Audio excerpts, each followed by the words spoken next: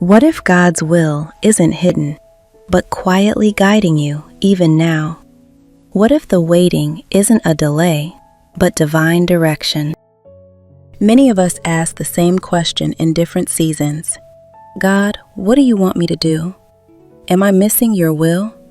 Did I take a wrong turn? We often imagine God's will as one perfect decision, one moment that determines everything. But Scripture reveals something more personal. Psalm 32, verse 8 says, "I will instruct you and teach you in the way you should go. I will guide you with my eye." Notice, God doesn't shout directions from a distance. He instructs, He teaches, and He guides closely.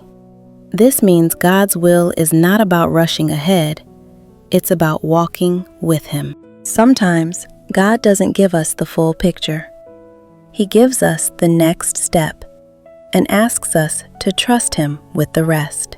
What if God is already guiding you, not by pushing you forward, but by inviting you closer?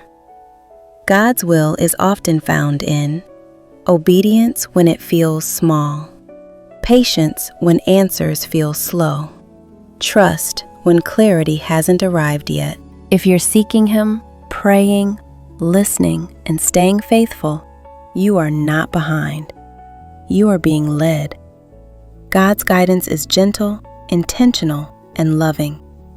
And even when you don't see the road ahead, His eye is still on you.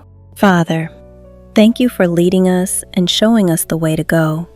Help us trust your instruction, walk by faith and not by sight, and rest in knowing you are directing our steps. In Jesus' mighty name, amen.